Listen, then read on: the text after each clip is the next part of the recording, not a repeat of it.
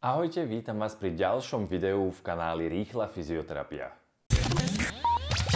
V dnešnom dieli si ukážeme veľmi dôležitú vec. Budeme sa totiž venovať jazve po totálnej endoprotéze, respektíve po operácii kolenného kĺbu a výmenu kolenného kĺbu, pretože jazva je, poviem vám, to najdôležitejšie v tých prvých fázach, ale aj v tých ostatných. Veľakrát sa stáva, že aj keď dodržiavate všetky inštrukcie, pravidelne cvičíte, posilňujete, snažíte sa aj s terapeutom vaše koleno rozhýbať, nedarí sa vám to tak, ako by ste si prijali, respektíve pociťujete pri tom cvičení rôzne vedľajšie bolesti, pocity, ktoré k tomu nepatria, ťahanie, pichanie. Všetky tieto veci môžu mať súvis so stuhnutou jazvou po operácii, pretože táto rozhoduje, ako tie štruktúry, ten obal nad tou protézou sa bude napínať, rozpínať pri tom vašom cvičení. Veľakrát sa stáva, že napriek pravidelnému cvičeniu, poctivému, doma i s terapeutom a snahe rozhýbať, posilniť, sfunkčniť vaše koleno sa vám to moc nedarí a v tomto prípade veľa príčin môže byť skrytých v jazve, pretože táto ovplyvňuje, ako ten obal nad tou protézou sa pri ohýbaní, pri napínaní svalov správa a aké signály vydáva do vášho nervového a motorického centra. Ak náš kanál ešte neodobráte, teraz je ten správny moment stlačiť tlačidlo odoberaj. Nezabudnite zvonček, aby ste boli upozornení na každé nové naše video. V našej sekcii sa môžete stať členom nášho kanála, ktorý vám prinesie určité výhody. Výhody nájdete v popise, tak si to všetko preklikajte a odoberajte. Teraz si ukážeme techniky, kde si manuálne doma viete pouvoľňovať štruktúru jazvy, respektíve aj štruktúry pod ňou, na to, aby vaše cvičenia, ktoré robíte pravidelne, teda dúfam, fungovali tak, ako majú. Tieto techniky môžete robiť v podstate hneď po odstránení štychov alebo stehov. Dôležité je, v akom stave je momentálne tá jazva, či už je dobre zahojená, či tam nie sú ešte otvorené ranky, chrasty a tak ďalej. Všetko si to povieme počas tohto videa, kedy čo v akej intenzite môžete robiť. Na začiatok si ukážeme techniky, ktorými si pripravíme svoju jazvu, trošku zahrejeme a hlavne, ako som povedal predtým, pripravíme na také tie ťažšie veci, ktoré budeme robiť. Toto môžeme robiť buď v sede, to vám bude možno že pohodlnejšie, v takej uvoľnenej polohe, kde tá noha má kontakt so zemou. Dá sa to ale robiť aj v tejto polohe, ak vám to nerobí problém s chrbtom alebo s mobilitou v kolene. Dôležitá vec je, určite si predtým poriadne umýte ruky, zhodnoťte, v ktorých častiach tá jazva je už zatvorená, kde ešte sa hojí, aby ste vedeli, akú intenzitu máte pridať alebo ubrať. Každopádne budem počas videa vám to vysvetľovať, aby ste to čo najviac vedeli zhodnotiť. Hej. Prvé, čo budeme robiť, budeme aktivovať tú jazvu smerom do jazvy zo všetkých štruktúr okolo priľahlých. Čiže budeme sa snažiť ako keby tak z diaľky posúvať jemňučko kožu pod kožie smerom vždy do tej jazvy. Hej. A robíme to pozdĺž celej jazvy, čiže z hora dole. Ako ďaleko s tými prstami zájdete, záleží od toho, v akom stave hojenia je tá jazva. Ak je tu ešte trošku chrastičky, alebo vidíte takú iba jemňučku kožu, ktorá ešte nie je zhojená, tak určite nechoďte až do tej jazvy, aby ste si nenarušili hojenie v tom mieste a môžete to robiť trošku vyššie. Dôležité je, aby ste videli, ako tu na videu, že ja tým smerom, ako posúvam tú kožu, tak vlastne tým pohybom reaguje aj moja jazva. Ona ako keby sa snaží kopírovať ten pohyb tej kože a podkožia a štruktúr trošku hlbších pod tou jazvou, aby tá mobilita tej jazvy bola čo najlepšia, aby sa to zmobilizovalo. A robíme to zhora, robíme to zo strany smerom ku jazve,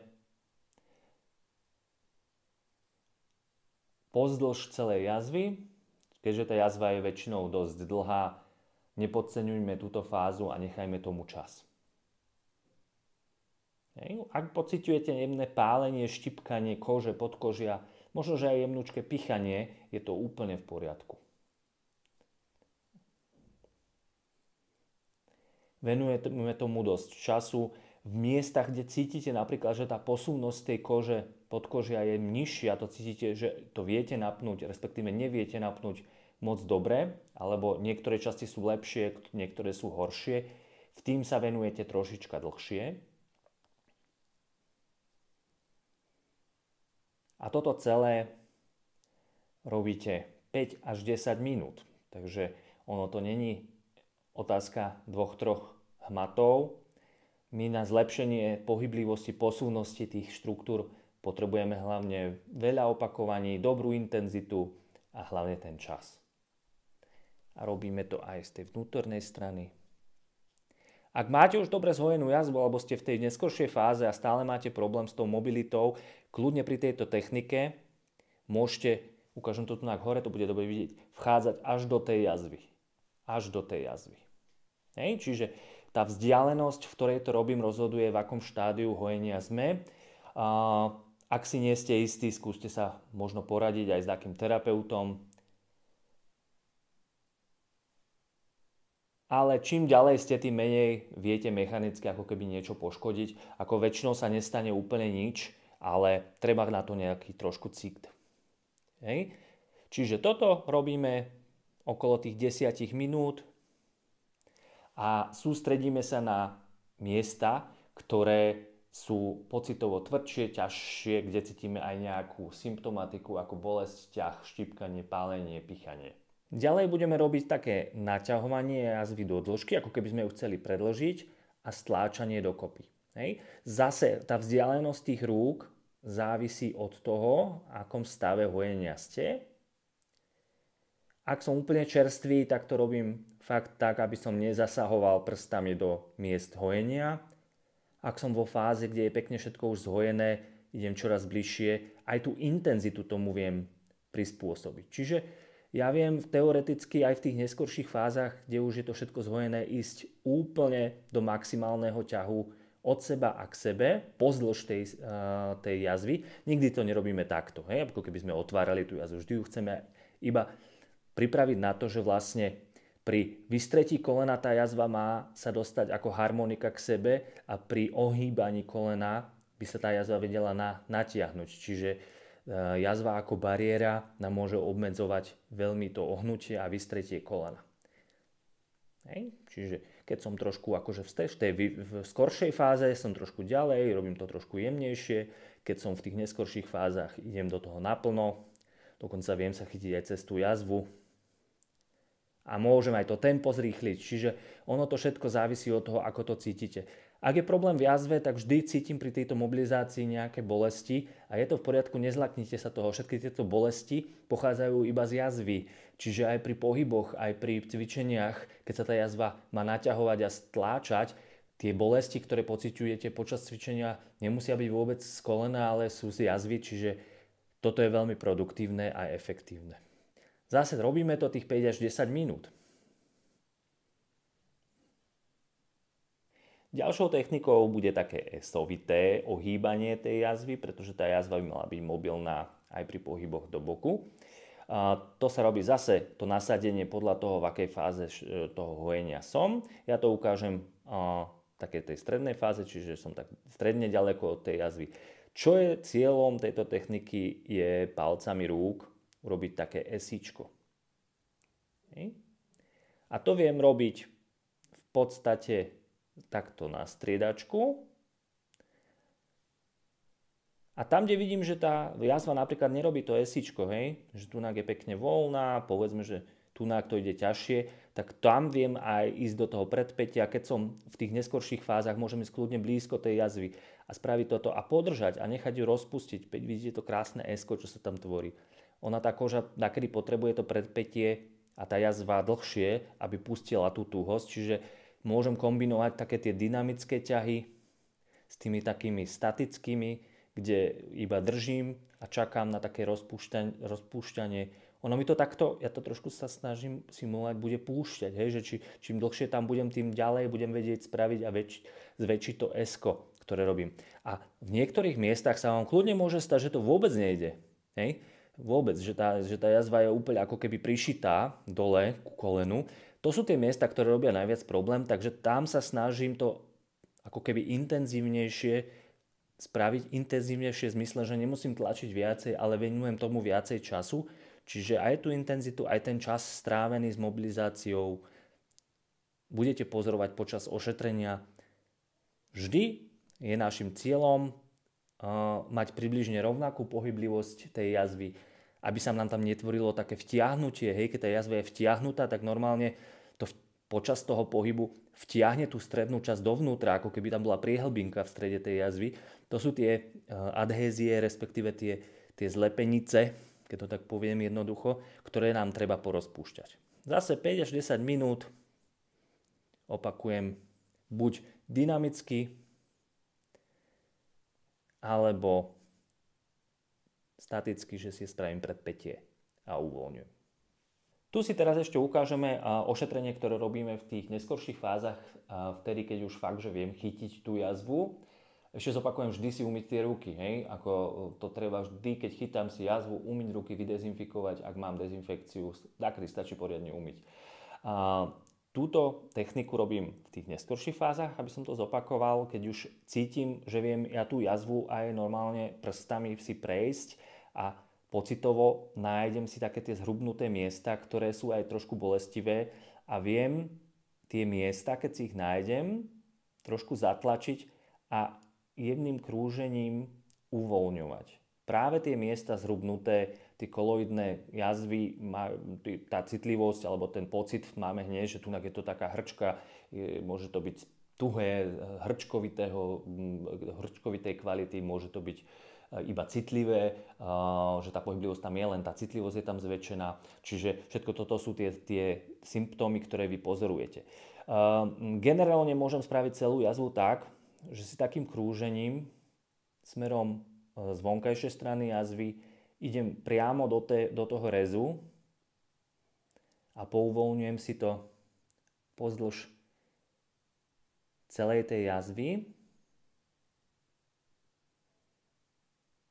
a idem tu vnútor, ja to trošku zrýchlim, vy to robte trošku pomalšie a prejdem zo spodu a vždy smerom do jazvy. Ja si prechytím do jazvy a prejdem to trošku rýchlejšie až smerom hore. Ak ja pocítim, že tu je to napríklad zhnuté, dosť často to hrubne aj pri tomto úplne dole, alebo pri tomto hornej časti. Tento úsek je podľa mňa taký ako najkritickejší, tam to býva dosť často, takže tam si viem aj zatlačiť a trošku intenzívnejšie si to zmobilizovať a zostať na tom mieste dlhší čas.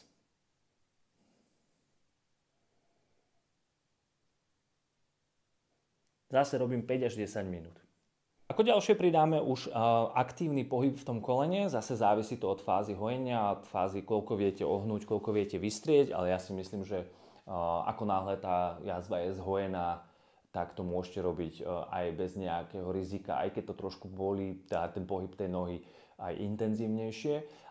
Ukážeme, ako sa to robí. Robí sa to najprv v takej statickej fáze, kde to koleno nehýbem. Tu chcem ako keby zmobilizovať nie len tú jazvu, ale všetky štruktúry, lebo to je všetko poprepájané. Všetko, čo pri ohnutí sa má ohnúť a predĺžiť cez koleno a pri vystretí znova natiahnuť smerom do bedra. Čiže pri ohýbaní sa generálne hýbe naša koža a podkožie spojivou tkaniou i tá jazva smerom dole. Čiže idem celou rukou od stredu toho stehna a tlačím všetku kožu aj cez ten kvadriceps do toho kolena. Snažím sa mať kontakt krásny, hej, s celou tou plochou, aby som tu nemal takéto prázdne miesta, ktoré netlačím. Čiže ako keby som komplet chcel pretiahnuť tú kožu cez to koleno smerom dole a robím to až smerom dole cez píšťalu najďalej, ako viem dosiahnuť. Hej. Generálne by mohlo stačiť do stredu vlastne tej píšťaly predkolenia, ale ak dosiahnete kľudne až do toho členka dole. A to isté robím smerom hore. Dobre sa to robí a najväčší efekt to má, keď nepoužívam žiadny olej. Hej. Pri tejto mobilizácii trošička oleja nevadí, ale nesmím sa šmýkať. Aj pri tých ostatných technikách predtým môžem použiť pri tú mobilizácii kľudne jemňučký krém na jazvy, respektíve trošku sterilného oleja, ale ja to takedy veľmi rád robím aj na sucho, lebo tam mám najväčší pocit, že ťahám tie štruktúry až dole, až do hĺbky. A toto robím zase kľudne tých 5 minút, 10 minút podľa mňa není treba. Ale čo som chcel povedať je to, že toto viem kombinovať aj s aktívnym pohybom, čiže pri ohýbaní, že ohýbam pomaličky koleno a stláčam tie štruktúry smerom dole, aby sa vedeli, ktorým smerom sa majú hýbať. A vystieram.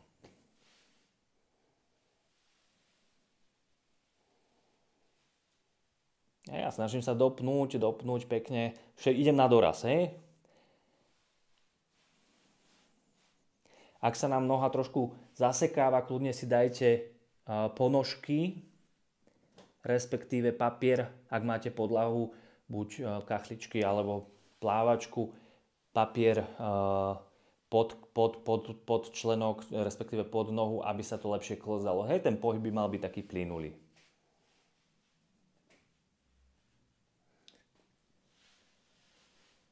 Opakujem 5 až 10 minút.